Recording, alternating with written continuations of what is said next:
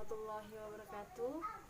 Yang terhormat kepada Ibu Dian Febriani, MESY selaku dosen pengampu mata kuliah Hukum Bisnis.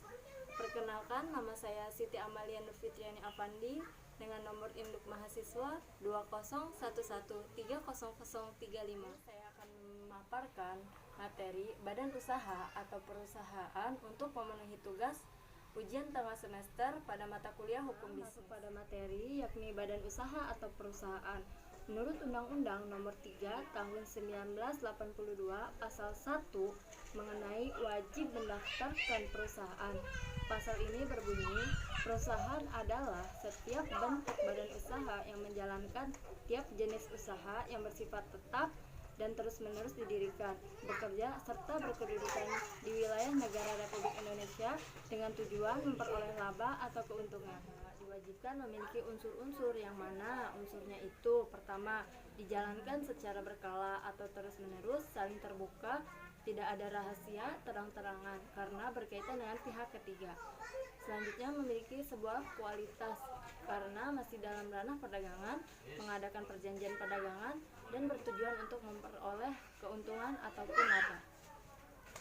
Unsur perusahaan atau badan usaha yang mengerjakan kegiatan di bidang perekonomian yang berkelanjutan, yang sifatnya terbuka dan tujuan untuk memperoleh laba ataupun keuntungan yang akan dicatat dalam sebuah pembukuan.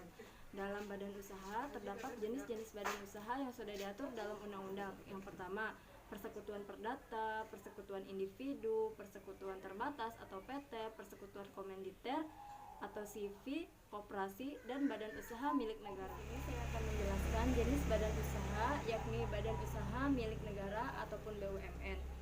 BUMN merupakan badan usaha yang seluruh atau sebagian besar modalnya itu dimiliki atau diberikan oleh negara melalui penyetaraan secara langsung yang berasal dari kekayaan negara yang sudah dipisahkan.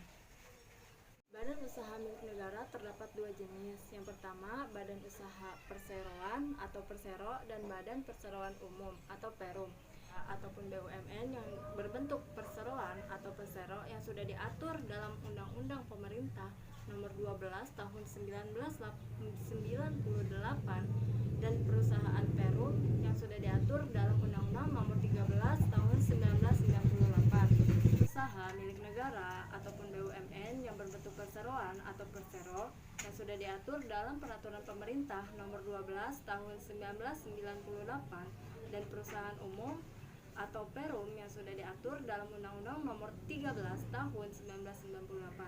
BUMN merupakan salah satu pelaku kegiatan ekonomi yang sangat penting dalam perekonomian nasional yang bersama-sama dengan pelaku ekonomi yang lain, yaitu perusahaan swasta dan koperasi.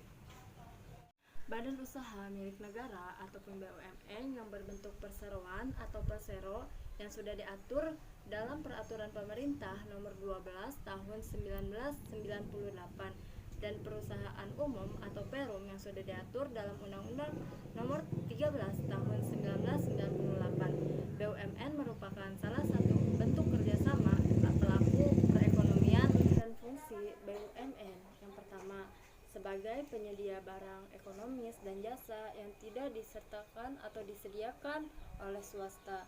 Yang kedua, merupakan alat pemerintah dalam menyata kebijakan perekonomian.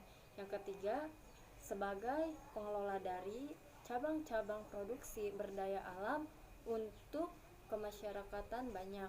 Yang keempat, penyedia layanan dalam kebutuhan masyarakat. Yang kelima, sebagai hasil barang dan jasa demi pemenuhan usaha banyak. Yang keenam, sebagai pelopor terhadap sektor-sektor usaha yang belum diminati oleh pihak swasta. Yang ketujuh, pembuka lapangan kerja. Yang kedelapan, penghasil devisa negara.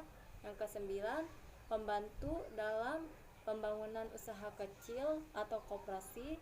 Dan yang terakhir, pendorong dalam aktivitas masyarakat terhadap berbagai lapangan kerja. Badan usaha milik negara BUMN dalam fungsi dan peranannya memiliki berbagai macam manfaat yang diberikan kepada negara dan rakyat Indonesia. Yang pertama, memberikan kemudahan bagi masyarakat dalam memperoleh kebutuhan hidup berupa barang dan jasa. Yang kedua, membuka dan memperluas lapangan pekerjaan bagi penduduk negara Indonesia.